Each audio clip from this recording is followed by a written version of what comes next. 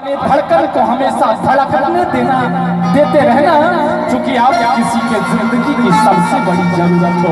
एक जोरदार ताली लगा दीजिए। आइए आइए आइए आइए धनंजय जी आइए। जी जी वाह, हेलो चेक।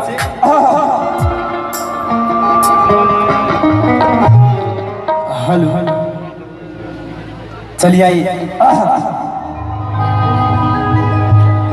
हृदय गावता नहीं होता परेशानी सुखल पिए तरह पानी। हाँ यहाँ के गमछा बड़ा छोट बा, समझ ना गमछा की। ए भाई जेकर गमछा होखे अपना गमछा के पिक अपना मोबाइल में खींच ली। आ भाई ने हम शास्त्र में मार के नहीं होई पर जो घरे ले जाके सौरभ से खींच ली। आई सरकार चलिए आई। असही गो औरत के पति देव परदेश बसल बारे मन बना दिमाग में से भगाती फेंक दे। यहाँ ओढ़ले बानी हम तारा छाती का फटता है, बर्दाश्त करो बाबू। औरतिया के पति देव छोड़ के परदेश अकेले से छाटल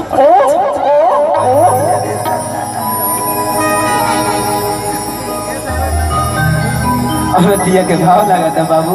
भले हम परती के छोड़ी ले, स्नेह के रिश्ता जोड़ी ले, यही से नु अपना मेहरारू के ना छोड़ी ले। आजो भाई।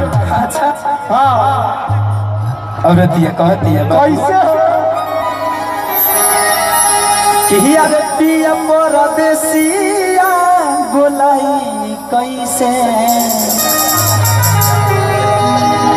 पिया परदेसिया बोलाई कैसे। अरे तला गला लहाना में आग कि अरे हम भूताई कैसे। तनी देर ला प्रोग्रामवा रोक लेना हो तो 4 बाल्टी पानी लो हम में झोंक लो।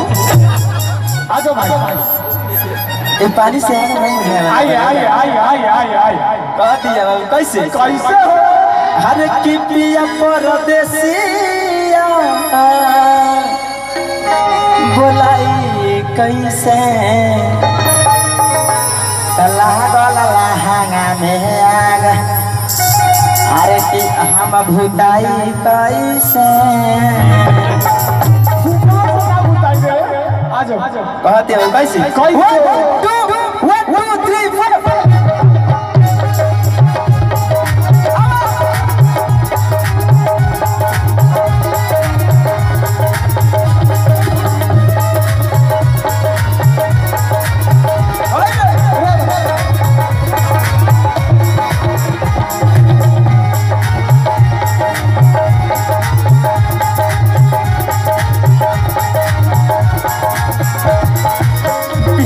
परदेसिया बोलाई कैसे।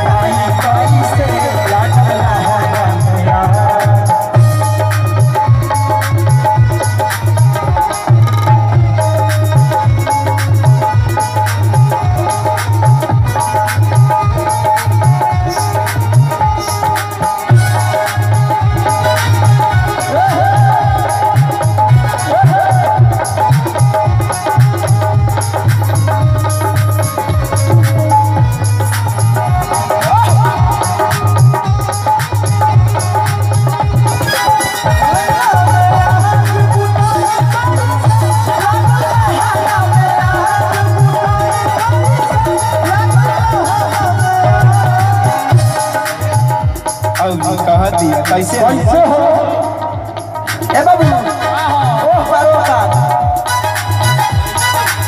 सास घरे भइले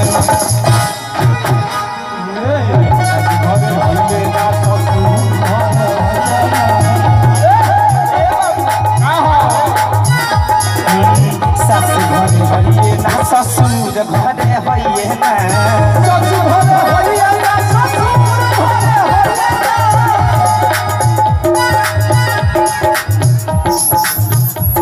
ए राजा बताइए कितना हम अपना दिल के बात बताइए कि कहे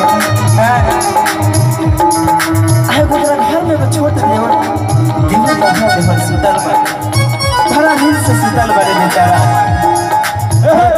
कह दिया बाबू रे कैसे हो छोटे बाते वाला हे राजा छोटे बाते वाला बच्चा गाई कैसे